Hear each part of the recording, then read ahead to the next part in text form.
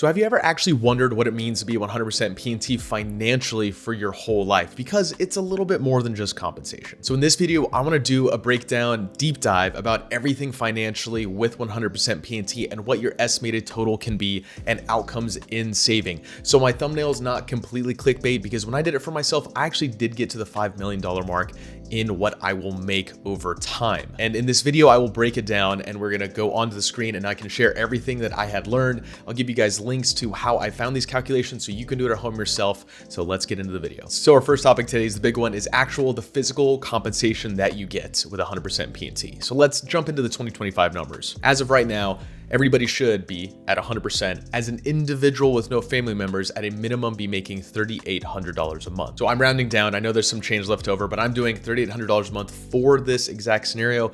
And I'm doing no special monthly compensation, no other family income that you might be incorporating if you have kids or a wife or parents to have to take care of. So just keep that in mind. So this $3,800 a month comes out to around 45 grand a year without taxes, which is a little closer to having a taxable income of around 68 to 70,000 a year. But we're not going to work with that. We're going to do the raw number on this. And we're also going to talk about the investment strategy if you play your cards right with your sheer amount that you make from the VA. So on screen, we're going to do a compound interest calculator, and there's going to be a few nuances that we're going to have. So every time each year goes by, you get a little pay raise in your VA compensation. It's typically between 2 and 2.7%, and this can change. So I'm playing the what if game with a few of these. We're gonna keep everything at a 2.5% raise year over year. And also we're gonna look at investing your money. So let's say you start with your first paycheck as your initial deposit down, and you have a 30-year timeline of growth. So this is estimated your whole lifetime. This could be shorter, this could be later.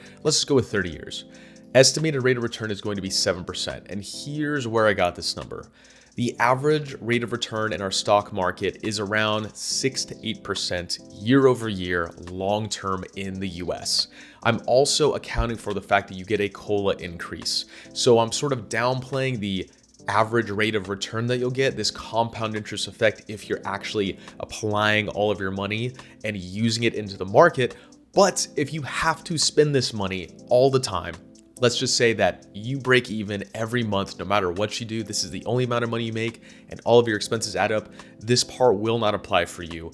Circumstances change. So let's just say it's a lower rate of return to be a little risk adverse in the market, but we also have COLA. So I'm just averaging 7% for that reason, but we are contributing $3,800 per month with an annual rate of return of 7%. And as you can see, we are hitting a starting marker of in 30 years, right? You will be spending this. It will not necessarily come directly this exact number unless you're saving every penny that you make from the VA, but you'll be making in the total time span roughly $4.472 million just on compensation alone. But that's not the only way that you have savings. So I went to college for 2 different degrees and I had federal student loan debt.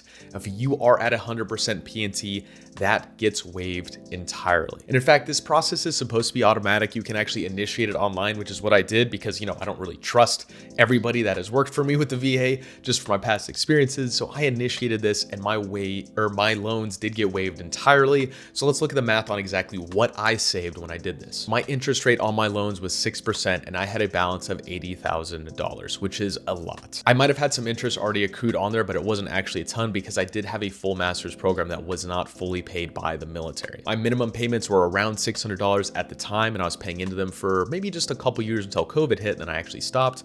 And I'm pulling this household income number. This was the first amount that I made, $55K out of college. So my first job, pretty good money, I guess, when you're first starting for 2 degrees. You would have thought it would have been more, but honestly, that's pretty average. And we're gonna do no extra payments. So I'm just gonna calculate what it will cost me in time and money fully to pay off my own student loan debt. As of these calculations, November 2043, I will have paid $42,000 plus in interest on top of the current debt that is already standing if I do not pay any amount extra into these loans. Now, the cool thing about this calculator, this is like the Ramsey Solutions calculators, you can actually add extra monthly payment amounts. If you add another $400 a month, you can, cut this down by 10 years, which is great. So you can actually estimate maybe your loans aren't able to disappear. You're not at 100% P&T, but you're at some metric like 50%, 60 or 70%, where you can take extra money and put it into your loans. that's a pretty good benefit. So maybe you are actually paying more in advance. You can see how long it will take you and how much interest you will still be paying. So this is a really good calculator to have, but this adds up for me total of $130,000 in debt that I will not be paying at all. So the next category that we have is health insurance. And a lot of people that have jobs have health insurance, but in this country, we do not have it for free at the capacity that other countries do. So sometimes you might have to pay out of pocket. So let's just do an estimated amount of, if you are paying it out of pocket for some reason you do not have a job or are not able to work for one that gives you healthcare, you have to pay out of pocket maybe because that's the work setup that you have, you work for yourself, you're 1099, whatever it may be. Let's just see the estimated amounts that you have to pay that the VA will pay for you in healthcare. This is a health insurance marketplace calculator. I don't know a ton about this calculator, but it's giving me some good averages. So if I go down, I'm just going to click a US average to hopefully apply to everybody here because my property one won't apply to everybody. But my household income, let's just say it stays the same, which it hasn't, but let's just assume for this, for face value, it's been the same since my first job. Is your coverage available from your spouse's job? I'm going to put no because we're applying this as if you were the individual person only. And we have one person in the family, one adult that's going to be under this insurance, and no children. And when we submit this, we have an average estimate of $441 per month or close to $6,000 per year. So when we're seeing these calculations, we're looking at $441 per month on average. And this is about $5,000 per year, but these costs could go up and there's really no telling that you might have a health emergency on the line or you might have to pay more. So this is actually, from my perspective, actually fairly low compared to what the average American pays, which is closer to $7,000. So we're going to add all of these up together on health savings because VA Health will cover almost everything you will need, and it'll cover everything for future exams and future issues that you have with your disabilities as well. So let's assume that at 100% P&T, you have eye care, you have a dentist, you have healthcare covered, and your specialty appointments are also covered, just for the ease of use. And I know that these are all very dependent and the variables do change. And lastly, let's talk about housing taxes. And this is a big one because at 100% P&T in many states, at a lot of percentages, you actually can become tax exempt on property. And the rules for this change dramatically. So I'm applying what I know from where I live in Pittsburgh, where we have a little bit higher taxes.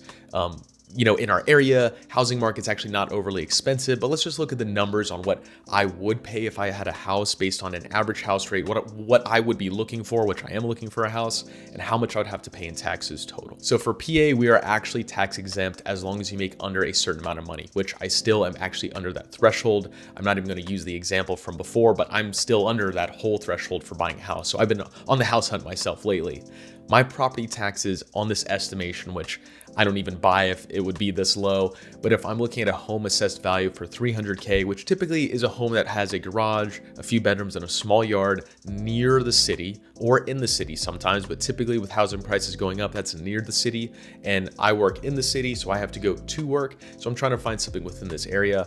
It says my average county tax rate is 1.677% in Allegheny County with the property taxes annually of $5,000, which for me, again, would be waived entirely. Now, also living in the city of Pittsburgh, you do pay a higher property tax, so it's not even adding these factors for me, but we'll keep this at $5,000 annually and pretend like we're exactly exempt from this completely for 30 years of living in the same house. Because even though we might not be living in the same house, this tax exemption still applies at a new house. So if you move homes, at least for PA, if I don't make any more money, I resubmit the forms that I need to do within my county, I will also get waived on my property taxes for the next home I live in. And now you're probably wondering, was my thumbnail lying about $5 million?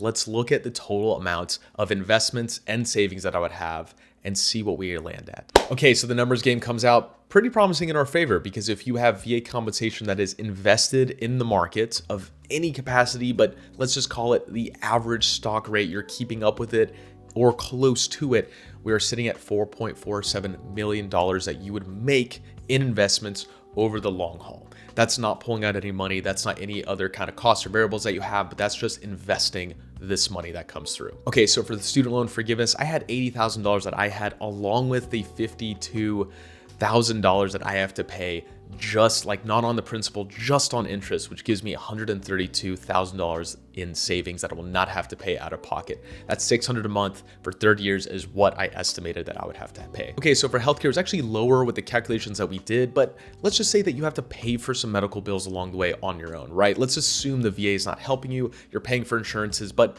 also in 30 years, your health is gonna change. So let's average it to the American annual average, which is 7,000 or 210,000 in a lifetime, in the 30-year stretch on average that you would be paying. And our property tax incentive, which this is wildly different for everybody. So please, I'm not a tax expert here. This is just an average that I found for my area. It's an annual taxes of $5K in a 30-year span. That's $150,000 at a minimum for property taxes that you will not be paying. You are tax exempt in most states, but again, look in your state and what the rules might be. And I know you're probably thinking, this isn't investments, this isn't how much I make personally, but this is a total savings and cost analysis for an individual for some of the bigger items that people have to deal with. A lot of people have student loans and they are struggling to pay them. And as a disabled veteran, you have the opportunity to wipe those loans clean.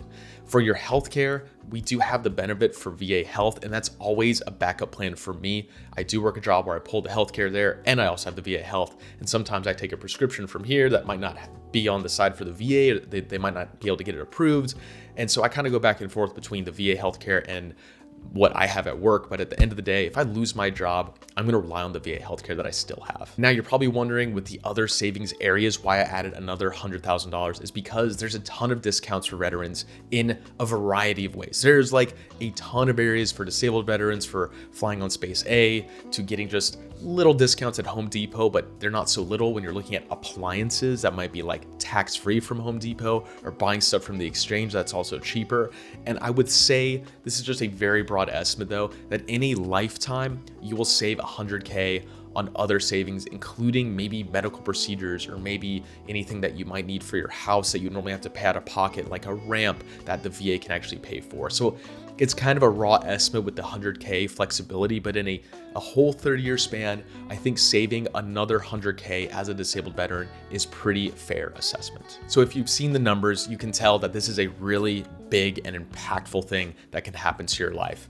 And it comes with a cost. It comes with a cost that we all have. I have to deal with things mentally and physically that I wish I didn't have to deal with because of my time in service. And now I'm trying to utilize everything that's given to me that I have earned for my time in service to benefit me long term.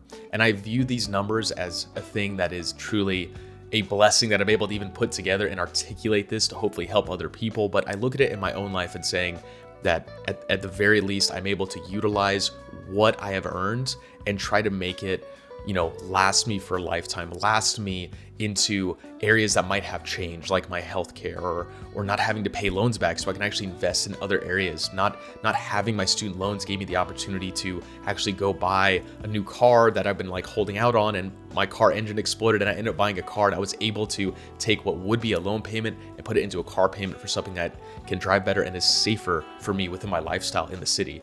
So I hope these numbers help you. And if you've never really dove into what you can do to improve your claim, if you're starting from the beginning, if you're looking for advice on how to actually go through the claims process, this is the right channel for you. I have a full course with a link in the description. I have a membership on YouTube where you can pay different tiers, and I'll have really good breakdowns with stuff with AI and for finances if you play the middle tier, which is the VA claims expert tier. But if you want to invest in the full course, I would think it'd be a strong benefit to know where you stand in the claims process, how you can make these improvements. And if you feel you should be rated at 100%, but you don't really know how to make that happen, this is the place to be. So I hope you enjoyed this video. I know it wasn't really financial advice. It was just showing an outline of what you can do, but I'll put all the links for the calculators that I use below, and I'll see you guys next time.